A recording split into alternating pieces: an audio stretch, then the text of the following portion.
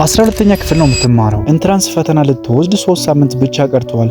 ነገር ግን አንተ ያለበት ሁኔታ በጣም አሳሳቢ ሁኔታ ላይ ደርሷል። ማለትም ለማጥናት ቁጭ ትላለህ፣ ሌሎች ሶሻል ሚዲያዎች ወይም ደግሞ ሌሎች ነገሮች ላይ እየተያዝክ ትወጣለህ። በጥናት ውስጥ 2 ደቂቃ ልረፍ ብለው 2 ሰዓት ታርፋለህ። በዚህ ጊዜ የሚጠቅመን ቴክኒክ መጠቀም ትተህ በማታውቀው ቶፒክ ደግሞ በሚያስቸግረው ቶፒክ ላይ ብዙ ሰዓትን እየፈጀ ራስን ታስደክማለህ። ወይም ደግሞ ያለፉትን ዓመታት ጥያቄዎች እሰራለሁ ብለህ የአንድ ዓመቱን ብቻ መርጠህ 10 ጊዜ ትሰራለህ። የኢንትራንስ ኤግዛም ብዙ ጥያቄዎች ከ11 ብቻ ስለሚመጣ ብለህ 11 ሙሉኑ ዝም ብለህ ታነባለህ።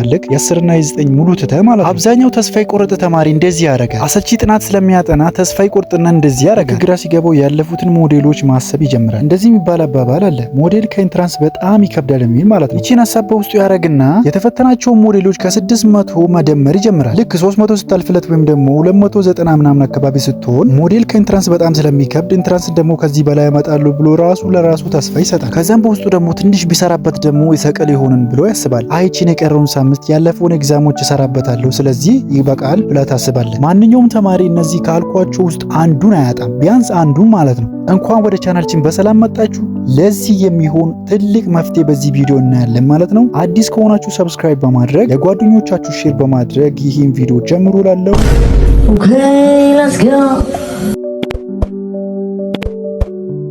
በዚህ ጊዜ በቀራችሁ ሰዓት አጉል አጠናን አታጥኑ። ማለትም ምንድነው? ቴክስት ቡክ ብቻ ይዛችሁ መንገላተት ማለት ነው። ብዙ ሰዓት አንድ ሳብጀክት ላይ የምትፈጁ ከሆነ ከምክንያቶቹ ውስጥ አንዱ ሊሆን ይችላል። ስለዚህ በቀራችሁ 3 ሳምንት ምን ማድረግ አለባችሁ ማለት ነው? ያጠናናችሁን ስርዓት ማስተካከል ማለት ነው። በመጀመሪያ ደረጃ 9ኛ ክፍልና 10ኛ ክፍል እንዴት ማንበብ እንዳለባችሁ ልንገራችሁ። 9ኛ ክፍል 90% የሚሆኑ 11ኛ ክፍል አለ። ለምሳሌ ኬሚስትሪን ብትወስዱ አንዳንድ ነገሮች ወይ ደግሞ አንድ ሁለት ዩኒት ሊሆኑ ይችላሉ፣ አዲስ ሊሆኑ ይችላሉ።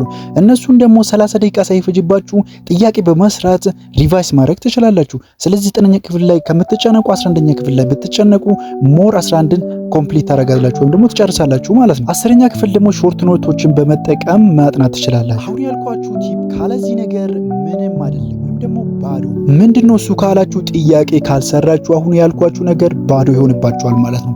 ጥያቄ መስራት አለባችሁ። አሁን ለምሳሌ 9ኛ ክፍልና 11ኛ ክፍል ኮምፔር አድርጋችሁ የምታነቡ ከሆነ ያነበባችሁትን ነገር ከዛ በኋላ ብዙ ጥያቄ መስራት ይኖርባችኋል ማለት ነው። በሁለተኛ ደረጃ ደግሞ 3 ሳምንት ዲሲፕሊን ሊኖር ይገባችኋል ማለት ነው።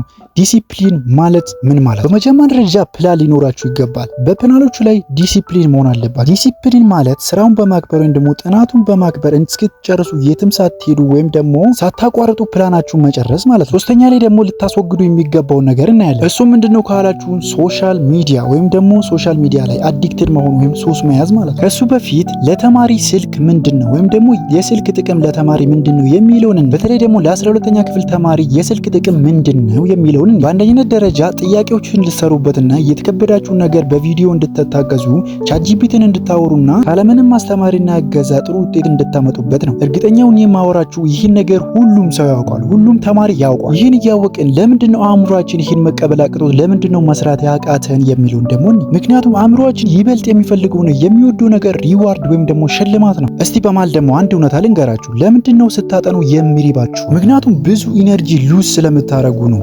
በማጥናት ብቻ ማለት ነው። ከዚህ በፊት ሰምታችሁ ወይም ደግሞ አይታችሁ ሊሆን ይችላል። ዩኒቨርሲቲ ሄዶ የመጣ ሰው ወይም ደግሞ ዩኒቨርሲቲ ያለ ሰው ለምንድነው የሚከሰው ብላችሁ ጠይቃችሁ ታውቃላችሁ? ምክንያቱም ምግብ ስላጣ ይመስላችኋል? አይደለም፣ ብዙውን ሰዓት ጥናት ላይ ስለሚያሳልፍ ነው። ስለዚህ ወደ ጉዳያችን ስንመለስ አእምሯችን እንዳይደክም ወይም ደግሞ እንዳይሰንፍ መጀመሪያ ደረጃ ሪዋርድ ወይም ደግሞ ሽልማት ማዘጋጀት አለብን። አእምሯችሁ የምትሸውዱበት ሳይሆን እውነት የምታረጉት ማለት ነው። በጥናታችሁ መሃል ትንሽ እረፍት መውሰድ አለባችሁ። እንዴት አይነት እረፍት የሚለውን 2 ደቂቃ አርፋለሁ ብላችሁ 2 ሰዓት የምታርፉ ሳይሆን ዴድላይን በማዘጋጀት በሱ መመራት አለባችሁ ግዴታ። ይበልጡኑ እንዳትሰንፉ ወይም ደግሞ እንዳይደክማችሁ ምን ማድረግ አለባችሁ? ስልክ ላይ ብዙ ሰዓት ማሳለፍ የለባችሁም። ጥያቄ የምትሰሩም ከሆነ ለየሆነ ሊሚት ለ1 ሰዓትም ቢሆን ለ30 ደቂቃ የምትሰሩ ከሆነ ወይም ደግሞ ለ2 ሰዓት የምትሰሩ ከሆነ የስልካችሁን አጠቃቀም ሊሚት ማድረግ አለባችሁ። በአራተኛ ደረጃ ላይ ደግሞ የምናየው ያለፉትን የኢንትራንስ ኤግዛም ጥያቄዎች እንዴት መስራት እንዳለብንና ምን መስራት እንዳለብን በአንደኛ ደረጃ ላይ ማድረግ የሚገባችሁ ጥያቄ ለመስራት ስታስቡ ማለት ነው ከየት ዓመት ጀምሬ መስራት አለብኝ የሚለው ነው። የቀራችሁ ሰዓት ወይም ደግሞ የቀራችሁ ጊዜ ሊሚት ስለሆነ ወይም ደግሞ 3 ሳምንት ብቻ ስለሆነ እናንተ መስራት ያለባችሁ ጥያቄዎችን ከ2010 ያለውን ጥያቄ መስራት አለባችሁ። ለዚህም እንዲሆን ፕላናችሁ ወይም ደግሞ እቅዳችሁ ውስጥ ምን ማካተት አለባችሁ?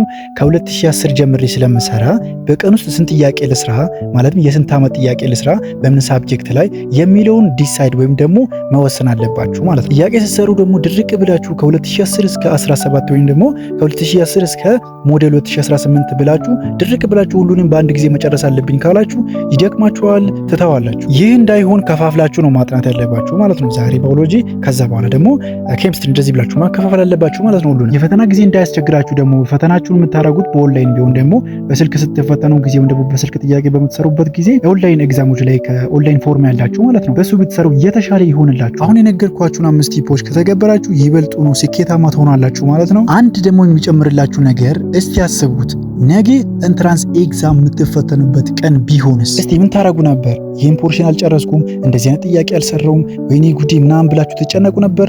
ኦብቪየስሊ አዎ ትጨነቃላችሁ። ደርሶ ከመጨነቅ ቀድሞ መጠንቀቅ ይባላል። ስለዚህ ስታጠኑ ልክ ኢንትራንስ ነገ እንደሆነ አስባችሁ ማጥናት አለባችሁ። እዛን ጊዜ ትንሽ ሞቲቬት ትሆናላችሁ ወይም ደግሞ ትበረታታላችሁ። የዛሬው ቪዲዮ ይህን ይመስላል። ቀጣዩ ቪዲዮ ላይ ደግሞ ምን መሰራት እንዳለበት ኮሜንት ላይ አሳውቁ፣ ወይም ደግሞ ሀሳባችሁ የተሰማችሁን ኮሜንት ላይ ማሳወቃችሁን እንዳትረሱ። ፒስ አውት